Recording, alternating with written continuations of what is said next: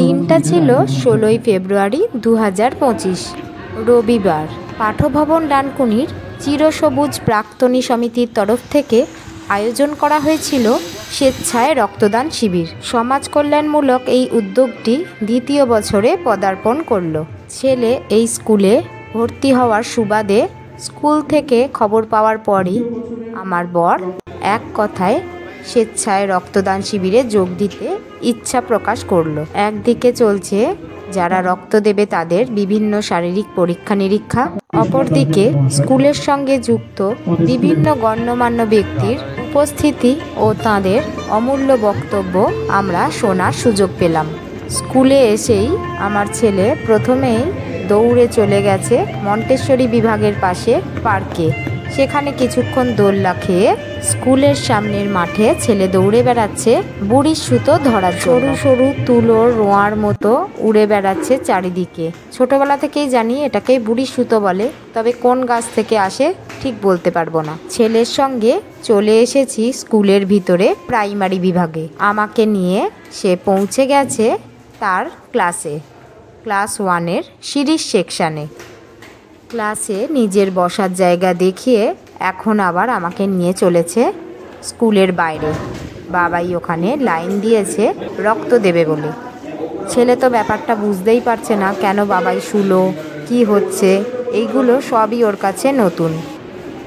ওর বাবাই শুয়ে কি করছে সেটা দেখার জন্য অধীর আগ্রহে রয়েছে সে। বলে রাখি, আমার বরের পাশেই শুয়ে রক্ত দিচ্ছে শান্তনু স্যার। উনি আমাদের পাঠভবন ডানকুনি স্কুলের সেকেন্ডারি বিভাগের ইতিহাসের শিক্ষক।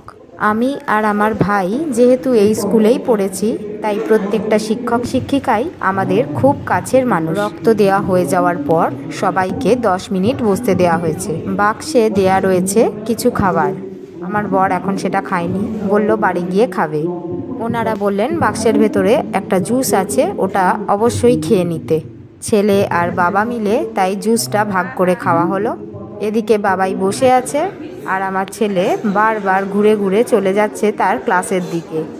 স্যার ম্যামেরা সবাই এসেছেন, যারা রক্ত দিচ্ছে তাদের সঙ্গে দেখা করতে। অনুষ্ঠানটা সঞ্চালনা করছে আমার ভাইয়েরই বন্ধু প্রজত। অনেকক্ষণ ধরেই ওর দিকে দেখছিলাম, মুখটা চেনা চেনা লাগছিল, তাও ঠিক মনে করতে পারছিলাম না। বাড়ি ফেরার সময় অবশেষে সমস্ত দ্বিধা কাটিয়ে ওর সঙ্গে কথা বলে এলাম। সেও যদিও আমাকে প্রথমে চিনতে পারেনি, শুভব্রত দিদি বলাতে চিনতে পারলো। বছর 5 আগে যখন আমায় দেখেছিল তখন আমি বেশ মোটা ছিলাম, তাই চিনতে না পারাটাই স্বাভাবিক। যদিও আমার ভাইয়ের ফোনে স্ট্যাটাস দেখে আমার ছেলেকে ও ঠিকই চিনতে পেরেছে।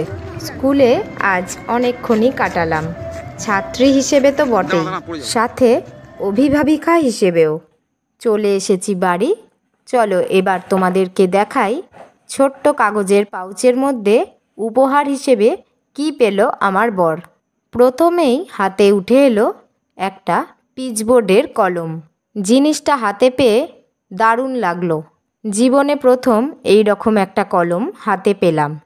কলমটা কিন্তু সত্যি বেশ ভালো লাগলো।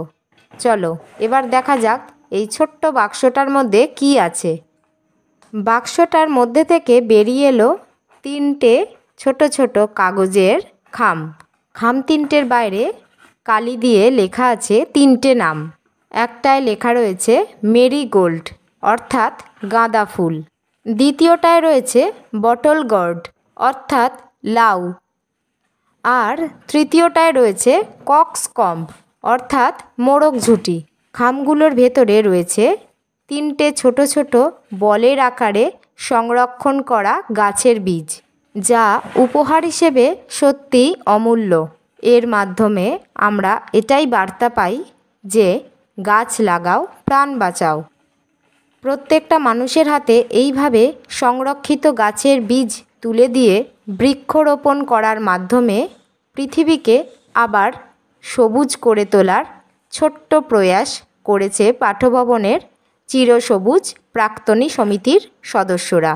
কাগজের ছোট্ট পাউচটার ওপর লেখা রয়েছে we think for our children's future. সাথে লেখা আছে spread green, donate red, save blue.